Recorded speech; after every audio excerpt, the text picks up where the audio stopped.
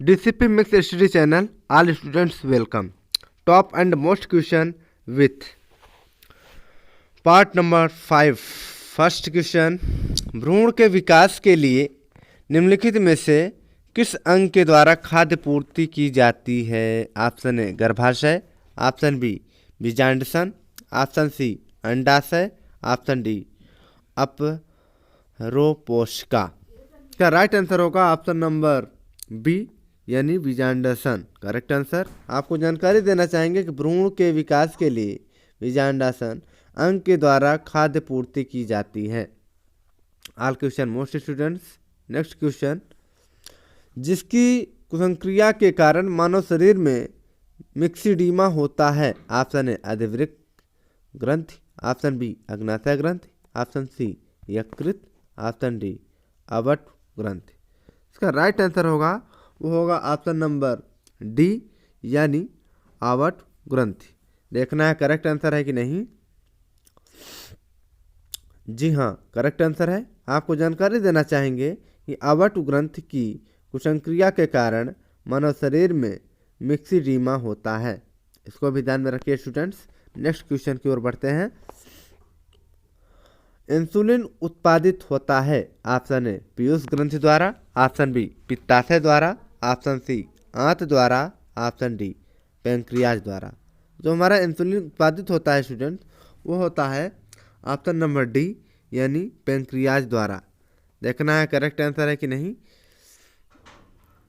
जहाँ तक है करेक्ट आंसर होना चाहिए। करेक्ट आंसर है। आपको फुल जानकारी देना चाहेंगे कि अग्नाशय जिसे कहते हैं पैंक्रियासिस की बीटा कोशिकाएं इंसुलिन बनाती हैं जो यकृत में ग्लूकोज C12H22O11 को ग्लाइकोजन के रूप में संचय को प्रोत्साहित करती है एवं ऊतक कोशिकाओं द्वारा ग्लूकोज के उचित उपयोग को नियंत्रित करता है।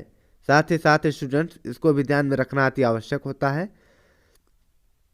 पूरी तरीके से एक्सप्लेनेशन होना चाहिए, व्याख्या समझ में आना चाहिए। और ये भी कहीं न कहीं से घुमा फिरा कर क्वेश्चन इससे भी पूछ सकता है। नेक्स्ट क्वेश्चन की ओर बढ़ते हैं। ऑल क्वेश्चन मोस्ट, ये भी वेरी मोस्ट क्वेश्चन है। निम्न में से कौन सा मानव गुर्दे का सामान्य कार्य नहीं है? ऑप्शन ए रक्त में जल की मात्रा का नियंत्रण, ऑप्शन बी रक्त में शर्करा की मात्रा का नियंत्रण, ऑप्शन सी यूरिया को छानकर बाहर करना, ऑप्शन डी कई हार्मोनों का श्रवण करना। तो कह रहा है मानव गुर्दे का सामान्य कार्य नहीं है। तो राइट आंसर होना चाहिए वो होना चाहिए ऑप्शन नंबर बी यानी रक्त में शर्करा की मात्रा का नियंत्रण। तो जो हमारा मानव गुर्दे का सामान्य कार्य नहीं है यही होना चाहिए ऑप्शन नंबर बी रक्त में शर्करा की मात्रा का नियंत्रण। देखना है करेक्ट आंसर है कि नहीं। जहाँ तक होगा करेक्ट आंसर है हमारे ख्याल से। ये भी बार बार क्वेश्चन पूछा गया था, करेक्ट आंसर है, लाजवाब क्वेश्चन था। आपको फुल जानकारी देना चाहेंगे कि जो हमारा क्वेश्चन है ऑप्शन नंबर बी रक्त में शर्करा की मात्रा का नियंत्रण मानव गुर्दे का सामान्य कार्य नहीं है। अन्य तीनों मानव गुर्दे के सामान्य कार्य हैं। गुर्दे यानी किडनी के निम्नलिखित कार्य हैं। आपको जानकारी देना चाहेंगे कि फर्स्ट वर्जन में यह रक्त में हाइड्रोजन आयन सांद्रता pH का नियंत्रण करता है। और दूसरे पॉइंट में आपको जानकारी देना चाहेंगे कि यह रक्त के परासरणी दाब तथा उसकी मात्रा का नियंत्रण करता है। और थर्ड पॉइंट में जानकारी देना चाहेंगे कि वृक्क जो गुर्दा स्तनधारियों एवं अन्य कशेरुकी जंतुओं में उपापचय क्रिया के फलस्वरूप उत्पन्न विभिन्न अपशिष्ट पदार्थों को मूत्र के रूप में शरीर से बाहर निकालता है। चौथे पॉइंट में आपको जानकारी देना चाहेंगे कि रक्त में जल की मात्रा का नियंत्रण यूरिया को छानकर बाहर करना होता है। पांचवें पॉइंट में वृक्क यानी गुर्दा जिसे कहते हैं किडनी के द्वारा कैल्सिस्ट्रॉल इरिथ्रोपोएटिन, ध्यान रखिएगा इसकी स्पेलिंग भी, हार्मोन्स का स्रवण होता है। मैंने इसको टाइप इसलिए कर दिया है स्टूडेंट्स ताकि आपको पूरी तरीके से जानकारी रहे और आपको कहीं से भी एग्जाम में क्वेश्चन में घुमा फिरा कर पूछ ले और आप उस क्वेश्चन का आंसर दे सकें और उसमें एक नंबर जुड़ जाए या जो भी नंबर हो जुड़ जाए। 45 नंबर क्वेश्चन आपके बीच है स्टूडेंट्स। रक्त जमने में किस तत्व की भूमिका होती है? ऑप्शन ए Mg यानी मैग्नीशियम, ऑप्शन बी Ca यानी कैल्शियम, ऑप्शन सी Fe यानी आयरन, ऑप्शन डी Cu यानी कॉपर। तो फिर राइट आंसर होगा स्टूडेंट्स, वो होगा ऑप्शन नंबर बी यानी Ca कैल्शियम। Correct answer. आपको जानकारी देना चाहेंगे कैल्शियम यानी Ca मजबूत हड्डियों व दांतों के लिए जरूरी होता है। यह रक्त जमने व पेशियों के कसाव की प्रक्रिया में भी सहायक होता है। कैल्शियम दूध से तैयार वस्तुओं यानी हरी सब्जियों आदि से मिलता है और मानव शरीर की कैल्शियम की प्रतिदिन की आवश्यकता 800 मिलीग्राम होती है। प्रिय विद्यार्थियों, उसको भी अच्छे से पढ़ लीजिएगा। नेक्स्ट क्वेश्चन की ओर बढ़ते हैं। निम्न में से कौन सी ग्रंथि सेक्स हार्मोन का स्राव करती है? ऑप्शन ए एड्रिनल ग्रंथि, ऑप्शन बी थायराइड ग्रंथि, option C pituitary, option D sebaceous ग्रंथि। तो कह रहा है ग्रंथि सेक्स हार्मोन का श्रवण करती है या स्राव करती है। इसमें राइट आंसर होना चाहिए, वो होना चाहिए ऑप्शन नंबर ए यानी एड्रिनल ग्रंथि। देखना है करेक्ट आंसर है, करेक्ट आंसर है। आपको फुल जानकारी देना चाहेंगे कि एड्रिनल ग्रंथि वृक्क यानी किडनी की पृष्ठ सतह पर अग्रभाग में एक जोड़ी ग्रंथि के रूप में पाई जाती है और एड्रिनल ग्रंथि सेक्स हार्मोन का स्राव करती है। इसको भी अपने मस्तिष्क में जानकारी रखें। और नेक्स्ट क्वेश्चन के साथ वेरी मोस्ट क्वेश्चन है, सर्वग्राही कौन से रुधिर वर्ग का होता है? Option A B, option B O, option C B, option D A. इसमें राइट आंसर होगा विद्यार्थियों, वो होगा ऑप्शन नंबर ए यानी ए बी। जी हाँ, करेक्ट आंसर है। आपको जानकारी देना चाहेंगे कि ए बी वर्ग के व्यक्तियों के रुधिर में दोनों एंटीजनों की उपस्थिति के कारण ये सभी वर्ग के व्यक्तियों से रक्त ले सकता है, अर्थात सर्वग्राही है, जबकि दोनों एंटीजन की उपस्थिति के कारण ही अन्य व्यक्तियों के लिए इनका रुधिर निरर्थक होगा। ध्यातव्य है कि ओ वर्ग के व्यक्ति सर्वदाता रक्त समूह वाले कहे जाते हैं। ध्यान रखिएगा स्टूडेंट्स, इसको भी अच्छे समझ लीजिए। कैसे ही ए बी वर्ग के व्यक्तियों के लिए रुधिर में दोनों एंटीजनों की उपस्थिति के कारण ये सभी वर्ग के व्यक्तियों में रक्त ले सकते हैं।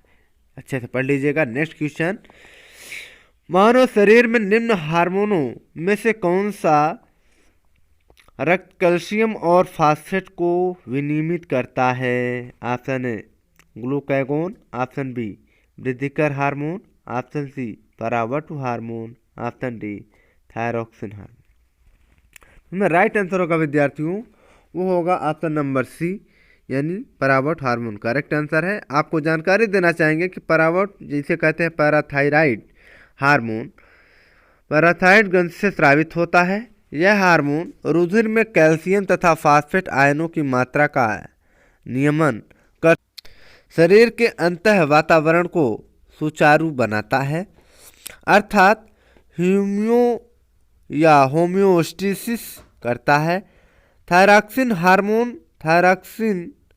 हार्मोन थायराइड ग्रंथि से स्रावित हार्मोन है और यह शरीर में आधारी उपापचय दर का नियंत्रण करता है। यह शरीर में वृद्धि तथा भिन्नता के लिए आवश्यक है। हृदय स्पंदन दर को प्रभावित करके शरीर के तापक्रम को प्रभावित करता है।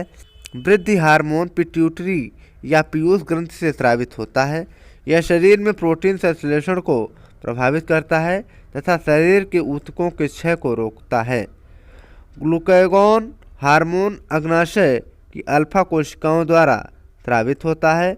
इसका स्रावण उस समय अधिक होता है जब रुधिर में ग्लूकोज की मात्रा सामान्य से कम होने लगती है। विद्यार्थियों, आपसे आग्रह है कि इस वीडियो को देखते समय पूरी तन मन धन से लगाकर अच्छे से पढ़ें और पूरी जो व्याख्या हमने दिया है टाइप करके मेहनत से बनाया है इसको भी ध्यान में रखिए।